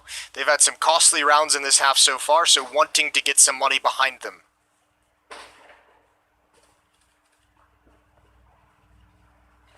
ZywOo being active in the middle with the scout, while the rest of them are hiding in B. And if they were to come B, I mean, if they're going to run in there, he has a flashbang you can throw over the wall as well. There's a cool little setup. I mean, it doesn't look like it's actually going to work out because NIP are checking out long. But it's worth doing. It's probably better than whatever the alternative would have been. So, still 11-9. And NIP seem fairly comfortable on this second half so far, at least. Things are working out well for them. Yeah, things are working out quite nice for the moment. Cross smokes come in. ZywOo just going to spam away. Nothing's going to land. So, Rez is at top mid. If they can find this AK-47, that'd be a pretty decent thing to get out of this round with. There's the first kill. Nice shot from Masuta, and now pick up that AK-47 and book it. Get out of there. Save the weapon and use it in the next round. Another tag from the scout. Did he not have head armor, Rez? I feel like that sounded like I think he was tagged up a little bit by another pistol previously before that headshot came in. Could have been, yeah, I guess. Try and do more damage will result in a couple of kills in favor of NIP. And Shox, as you said, making an escape with the AK, and they're not going to be able to find him either. But still, 11-9 here. And sort of a slow grind back into the game here for the Swedes. It's not a roaring victory or anything just yet, but they are 5 rounds away from taking the second map, which would be real interesting. Was it Inferno as the decider? Am I remembering that? It is... Let me check. Yes, Inferno will be the 3rd and deciding map in this series. So that would be a great way to conclude this. Yeah. But we still have to see if Vitality can respond. Well, I still feel like we haven't seen Zaiwu yet on Dust 2 have the impact that he wants quite yet. Give him some time with this AWP. He's over at the car right now. RPK, a big risk inside of the smoke at the corner as well. Hampus jumps into pit. He's tracked the whole way. But this makes RPK... Oh, that's a beautiful 2-tap. Yeah. He's in so much danger as well, which I think is what you were getting to. Yeah, that's what I was about to say until he got the kill. He made it look so easy, like, oh yeah, by the way, you're dead. All grouped up in the middle. A bit scary if someone starts shooting through. It looks like they're going to be sacrificing at least one of the people here this side. Really easy kill for him. Falls back to a second corner. I don't think this is worth it. You go at him, you're likely going to die. He's... Oh no! Oh no! That is absolutely ridiculous. He just no-scopes himself through the smoke while flash to get a kill. There's no accounting for that. And another one. This is absolutely illegal, isn't it? Terrorists win.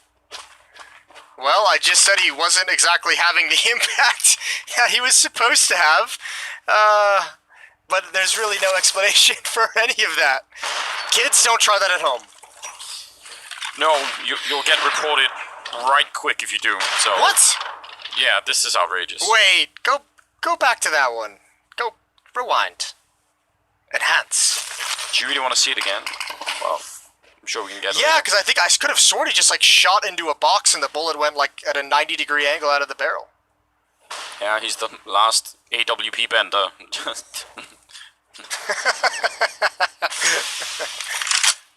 Someone draw an arrow in his forehead.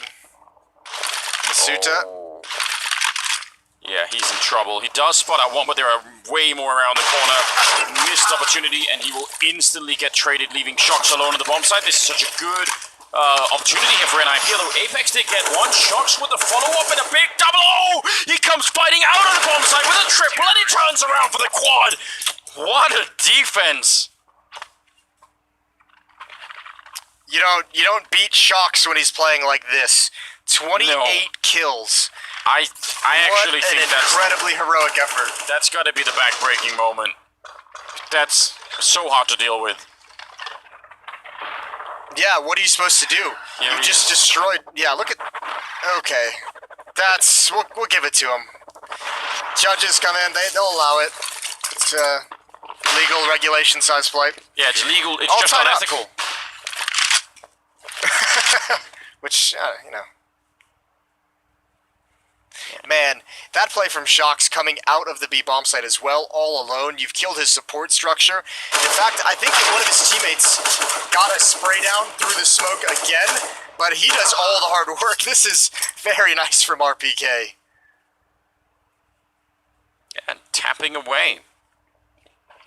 And Apex on the AUG, which I've been really impressed with Apex on this AUG. I think he's made a great case for that being at least the weapon that's worth, you know, putting some hours into training with. Okay. Second deagle shot is still accurate, apparently.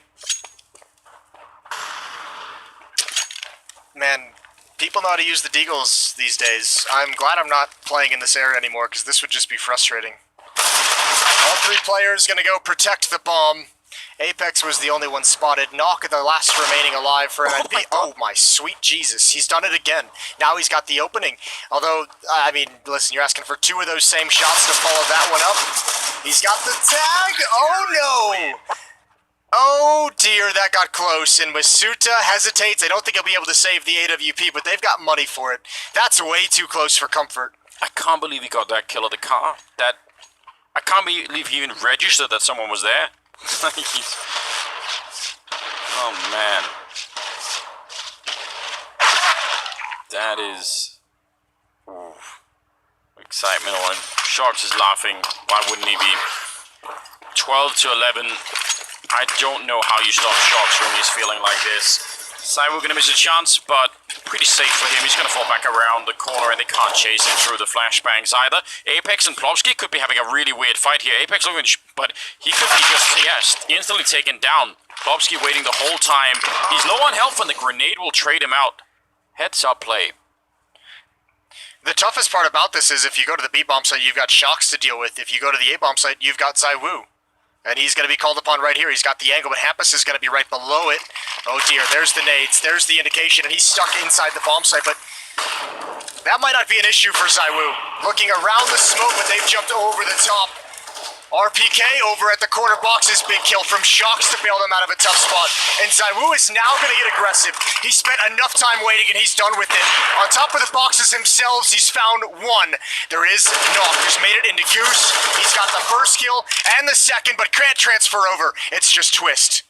Big opportunity, but can't find the first one there. Shocks with a double, Misuta with a double. And you can see Cywu again, like, even with the smokes and everything else, he's just darting in and out. It's 13 to 11. I feel like Vitality have just come alive. They've won the last 4 rounds in a row, but that's not even the problem. There's 24 rounds played, and Shocks is 30 and 13 here. He's already dropped the 30 bomb, and I mean, there's still way more to come.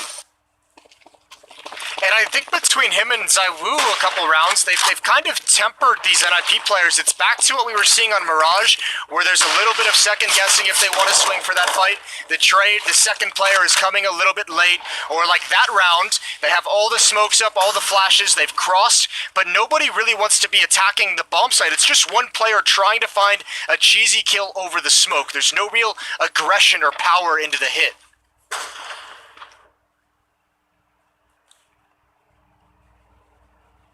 Yeah, and Derek, I mean, actually Vitality's money is not looking great either, but NIP in this round, as you could tell, the Deagles, even though they were impressive earlier, hard to rely on getting that many 1Ds. We got the scout in middle on Hampus, and he's waiting here for a while, but looks like maybe a target. Ooh, leg shot as well on Apex, and I think they tagged Shocks through the door earlier. Cywu going to show up with a bit more of a cannon on the other side. The smoke, though, they might try and go for the Shocks and Masuda inside of the B-bomb site. If one of them goes down, could be a real problem. Masuda with a bit of a Molotov there, and he's going to get a headshot too, but Shocks low from earlier. And yeah, they're going to go fight him and win that fight. 3-on-3 now for the Afterplan and Plopsky. Inside, near the smoke in middle with a Deagle in hand, but they're going to go check that hard. Oh, and Cywu's looking for the next peak. Scout and AK-47, low on HP across all 3 players.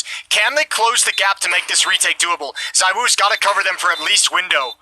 Rez wants the peak, but he's going to give it up right at the end. Scout on Hampus still is nothing intimidating, so here come all the nades. This has to be fast. Rez is close up. He peeks. He swings forward, and he's got a double, and that should be the round. Apex comes in late, but he has no idea where Hampus is, and it's time to fall away. The money is surprisingly not good for Vitality. Yeah, that is a massive round. What a great call. Realizing they tag up Apex, they decide to just smoke it off and go straight for it. And because they had already softened up Shocks, he can't, go on any kind of crazy multi-kill round. So 12 to 13, they actually put the brakes on Vitality after them having won 4 rounds in a row. And they do it with almost no equipment in this round. Hampers with a really beautiful round here. And obviously Rez at the end.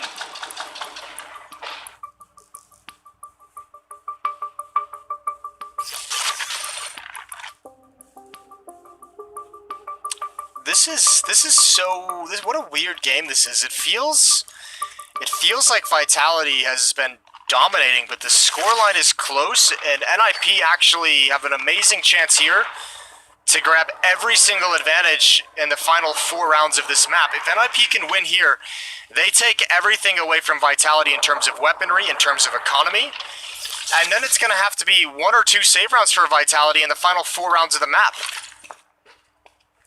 Yeah. I like how we could spend, just a little bit of time rewatching those ridiculous kills from Cywu earlier. They're worth it. Well, here we are.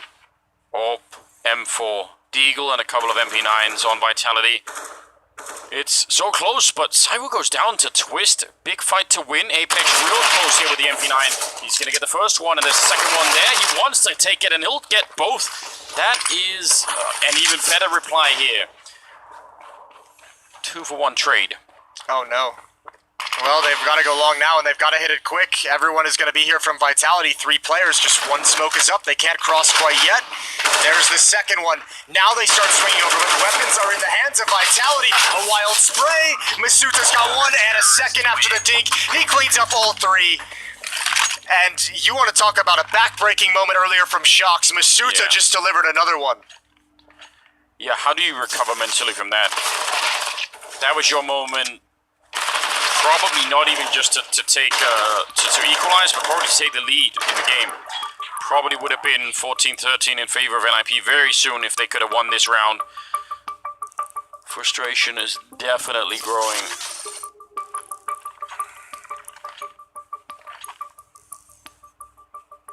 Wow, this game is so close. But all the while through, you feel like Vitality are going to be the ones walking away with it here. I don't know what they need to do, NIP. That's what feels so weird, is like it does feel like there's no way Vitality lose this, but then you keep going back to the score, and it's 2 rounds back. NIP almost was able to take the advantage, and I think now finally that feeling might be solidified, as NIP is in a really desperate scenario. I mean, you're before spying in this round with a Scout, a Galil, a Mac-10, and a Deagle, and you've got to win it against a double op, against a Shox with 31 kills. And you don't really have the utility to do anything but take long control and try and cross. At least this time, with something like the Mac-10 and the Deagle and the Galil, you have players who have to be aggressive to take over the bomb site. There's going to be no slowing down and no second guessing if they can make it up the long corridor. And they're going to be allowed to get quite close to the corner. Yeah, you're right. Once they go, though, it's going to be all in. There's no doubt about that. Saiwu smoked off. He's going to put up a little bit of smoke to buy some time, and a Molotov to do some damage behind it. Sees just a shadow there, but unable to pick anyone up. Still feeling a bit safe, but he shouldn't be. Plovsky snuck past that smoke that he himself put up. And now the bomb is making its way up there, and they're going to fall back. They want to save the economy here, Vitality. That's what they're playing for. Probably a good idea, although it's a bit painful when you're this late in the game. Yeah, I'm amazed they actually gave up the site without any real battle for it. Just Saiwu throwing up that smoke and backing off and seeing if he could get a clever shot. There was no real resistance to that hit in a round where Vitality had all the advantages. So NIP give it a lifeline here right at the end. I mean, once Saiwu goes down, they're exactly right. The smart decision is to save.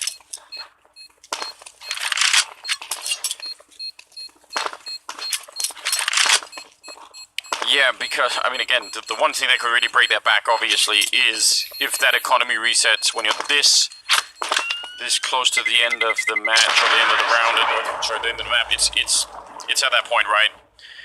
Shox with the AWP. It's curious to me watching Saiwu throw the same smoke that he threw earlier and then back up, and this round he throws the same smoke. Or, I mean, previously he threw the smoke and he got aggressive into the bomb site to get a wide angle. So yeah. I'm just curious about the two different... Maybe he's just trying to mix up the way he plays it. Maybe he just didn't have a teammate with him this time that he had previously. But, I mean, I don't know. Personally, I would have just liked to see a little bit more resistance to that attack. I think maybe last time he had more people that were closer to the mid, and this time they were further back, so he was, maybe feeling like there was less of a distraction. I don't know. It is hard to say, isn't it? Shox is alone, creeping in with the M4, and around the corner is Hempus. He looked a bit distracted, and he's going to be going down. Don't think he was quite ready for it, but they're going to go quick out the middle. Masuta is left alone at the bomb site. Can they get past the smoke without going down? The spray is in, and Shox will get a last word on Plovsky. That does make it a bit more doable. Still a 3-on-3, and we know retaking that B bomb site is never a fun time. So, do they want to risk the rifles that they just saved in the previous round trying to do this? You could justify getting, a look into the bomb site, but if you lose these rifles, it's real bad news. This battle's everything. I think they have to at least wait and let RPK go for an attempt here, and if he fails this, then they back away. But you have to let RPK try and turn this corner. Twist's attention is not there, and now he's giving it up entirely. It's Knock in the back of platform. Here come the flashbangs. RPK's got a Molotov, but he can't send it. He's got a headshot instead. Twist with the op, can't reload fast enough, and Vitality on 15. They've got 2 chances to close it out. If you replay that round, you're going to see, or at least the 3-on-3, you're going to see some amazing flashbangs. There were so many set up. That allowed for RPK to get that deep fight down towards the plateau. That's just a really amazing flashbang work to try and get that retake. Yeah. So well done. 15-13. NIP with the bomb plant still have money, but oh yeah. I don't blame Twist. I feel the frustration too. They're almost there, but now they would have to fight for overtime.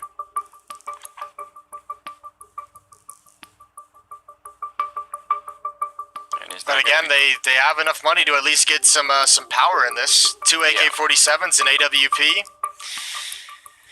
I don't know. You wanna see? I mean, just by looking at the scoreline, we obviously know Shox is having an absolutely incredible game. But the amount of rounds that Vitality have saved by getting like 2 kills through smokes. You think the Zywoo round where he kills one with the blind no scope, and then he follows that up with a scope shot through the smoke to the window, and then Shox with the spam through that smoke. Like Vitality's getting bailed out by a little bit of luck on top of playing well.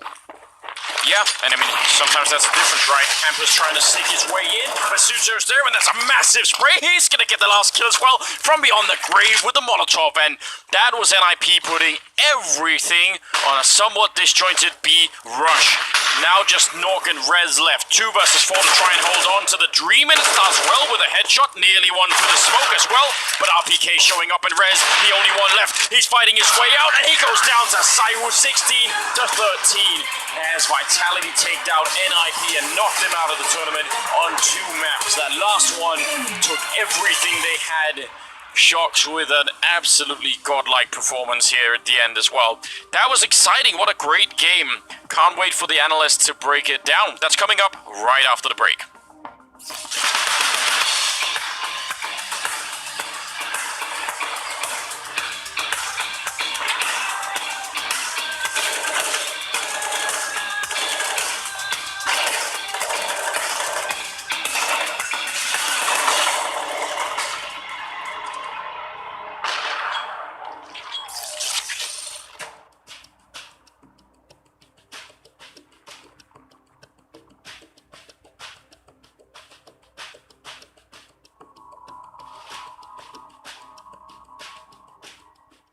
Can he figure out fast enough where they're headed to allow MIBR to have the proper stack? There's a kill. That's in middle. So Taco and Mayer and everything to do. Taco takes his time with that kill. Yeah, now they know they've been spotted, NIP. They know they have to move quick, because otherwise, you know, the flank is just going to continue. That smoke will buy some time, and now it looks like they might try and counter boost into it. Taco's thinking about it, too. Oh, this is a wild round. He's going to jump up and try and catch one. Twist very low. Yeah, that is the bomb, and oh, the cone almost landed on his face. I don't know if that would have been enough. 55 seconds, but now they're running back. And they're basically running on top of each other. They know exactly where this is going. Lecro's already got the angle. What a shot from Taco. Turns that corner with the quickness. He can add another. Plopsky, narrow angle, another headshot. And Taco's pulled MIBR right back into this. He's got just one more kill to find. And it's 15 HP on Twist. See, he's running quickly as well. Twist, this is going to be a close corner. He's just going to run right into it. And Taco, he just needs one bullet to connect, and he will have done it. And Twist is very nervous. You can absolutely tell when he somehow gets it at the end. That's what he needed. And right now he's scared enough that he can't even flank, so he's a very far rotate from B. You touched on it, gets basically bored enough to play back on site, and that's the one time they go all in on this, but keep your eyes on Nitro. He decides to peek. Doesn't want to fancy them pushing past him. Elige continues the spray. He does grab that second, but Nico, 1v3. It bewilders me that Team Liquid didn't even look like B was a possibility in that moment, but they're not going to put anybody on tons. They flash through, they sprint in, and Rain, well, he has low health, but he does still have the AK cold with everything to do, just popping noggins. He's cleared 3 bodies and the 4th. Mayer's still alive, but on the other side of the map. And seeing as he doesn't want to give away info, he's just going to wait. KNG, a bait, and a difficult position. He's stuck to the fight. Fur down, and now it's all on Mayer, but they still don't know. And they're gonna tap that bomb. Solely focused over on ramp. He gets them both! Mayern picking up a clutch! Okay, he still comes in just in the nick of time to win the round. Point being, we've moved into another crucial round, but Twist blasts Mayern away. Hold on. Where'd he come from? I don't know. That's a very big question. I think that may have been a boost. That may have been a run boost from T-Spawn, the top of T-Spawn. They just threw him onto the stairs, but it doesn't matter because Taco throws them back up that A site.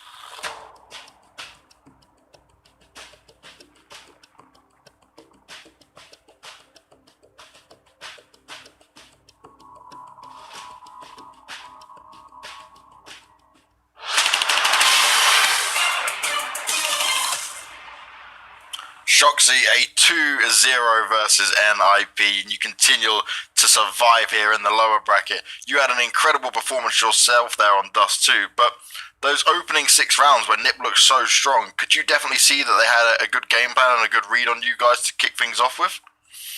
Yeah, definitely. They got some things where they get off guard, you know.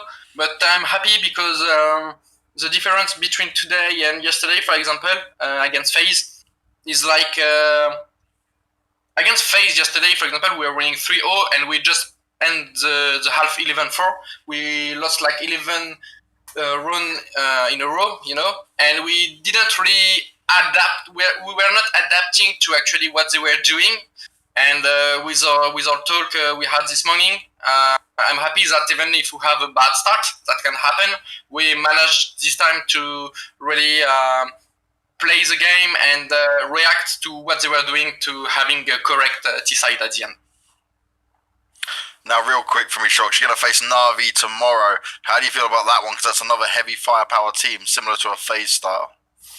Yeah, definitely. It's gonna be a tough match. I mean, every match we play so far are always hard. So the same as the others, we're gonna prepare for it. We're gonna do our maximum and hopefully take the win.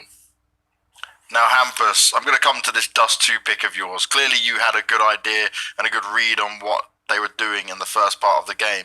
But what happened after you got those initial 6 rounds? Because your CT side was looking super strong, and then they just seemed to kind of figure you guys out.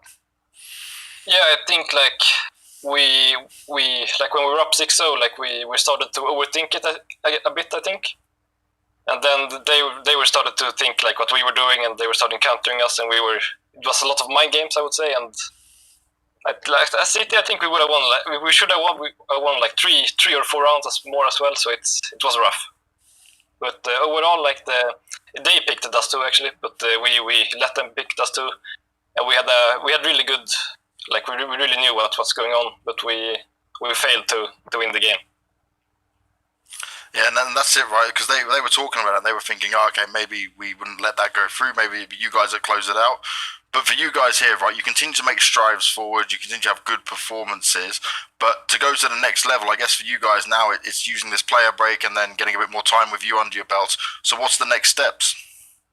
Yeah, we're going to a boot camp soon in a few days to play the Behind the Summit or Beyond the Summit major qualifier. So we're going to practice hard and really, I think I think that boot camp will be very nice. Like I haven't even met everyone yet, so it's, you know, just been playing from home. So I think the boot camp will really make things better on all the floors, you know, all the levels.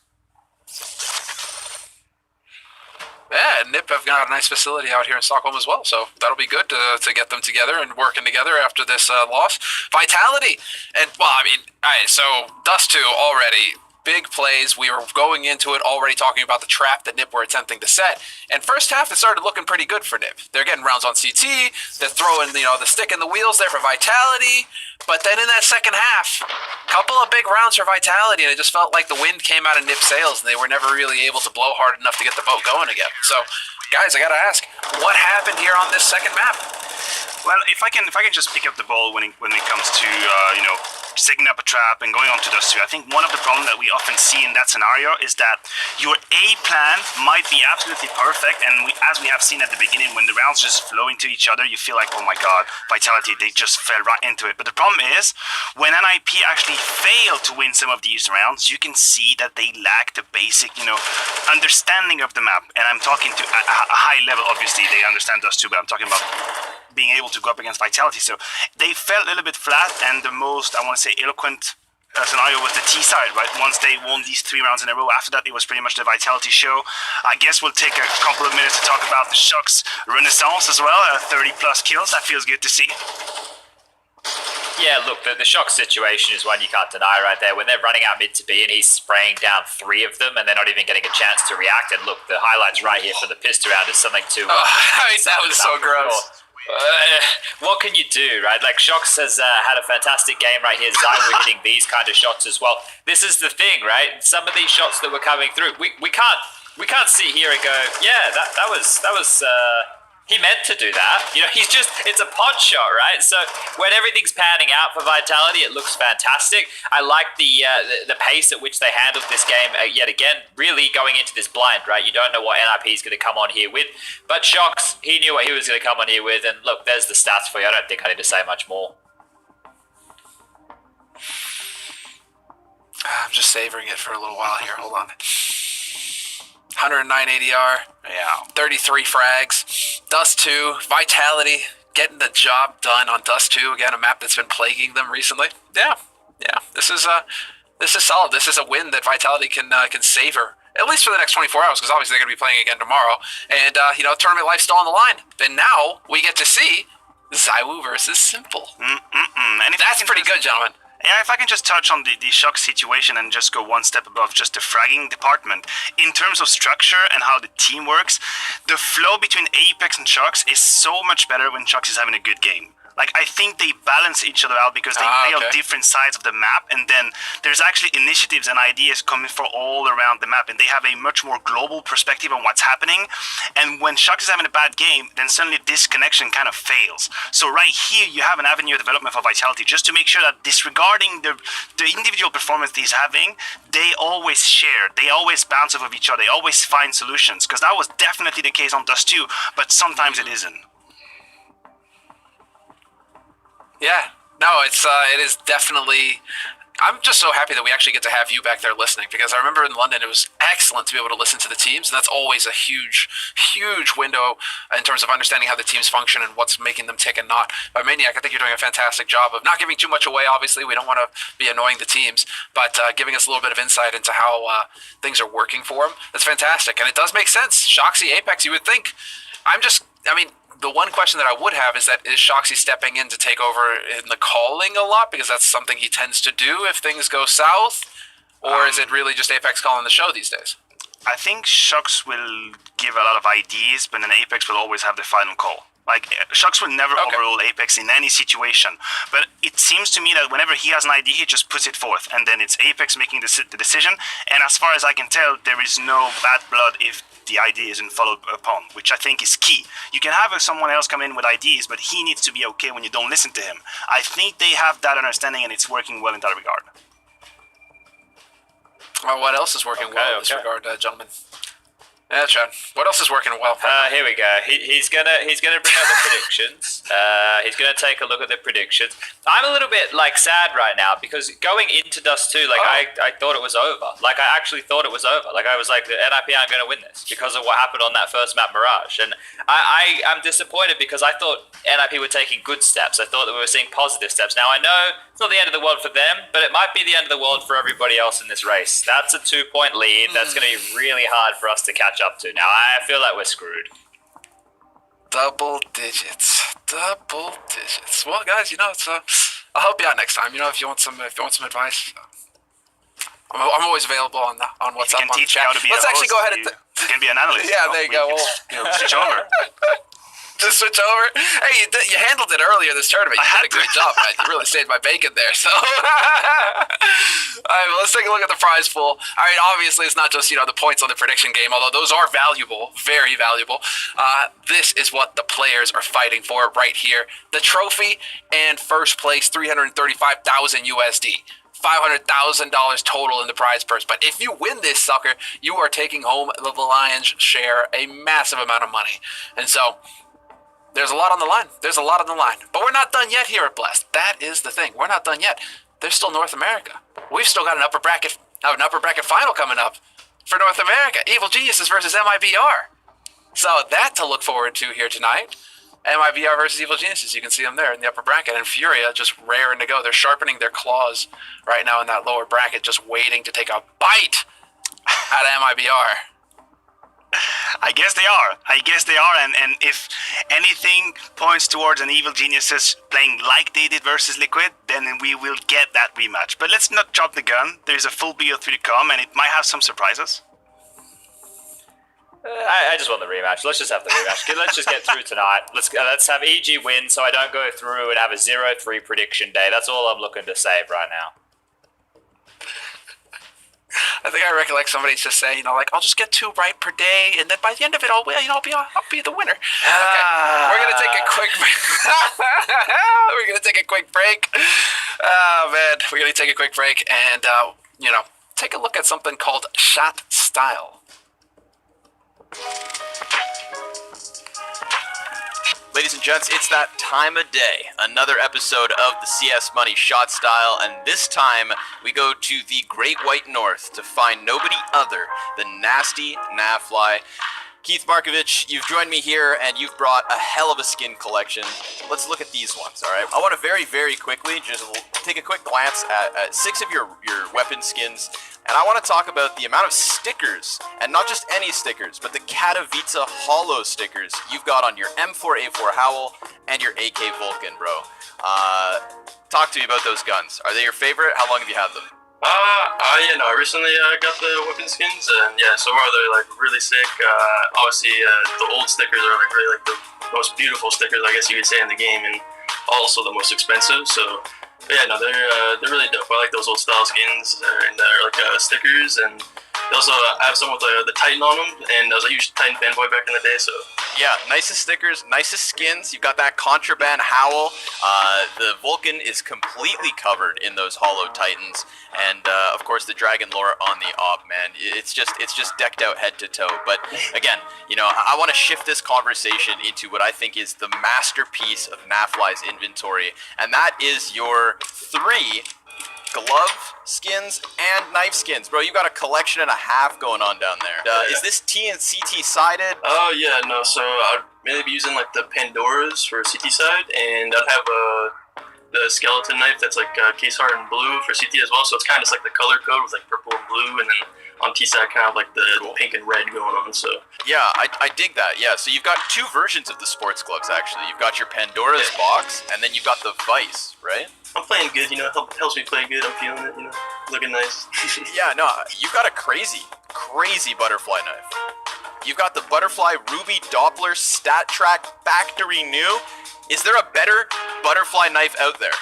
No, I wouldn't think so. No, I think the knife is very beautiful, and yeah, like you said, I swear, when you get the butterfly, you get a little advantage. It's like you're playing a Skyrim game or something. It gives you +10 op shot. You've got a pair of Specialist Gloves Crimson Kimono. Can we expect more gloves and knives from you, Keith? Are you done here? I have no idea. Who knows? I might have to add on. Got some people that might want to help me out. Who knows? I might have a whole collection. I might become a skin collector at this point, so who knows? Yeah, I agree entirely. Listen, man, I thank you so much for stopping by with your sticker-decked rifles and your trio of knives and gloves. Naf, you are hands down one of the best decked skins experts here in Counter-Strike. I thank you for stopping by the CS Money Shot Style. We'll bring you back when you add to the collection.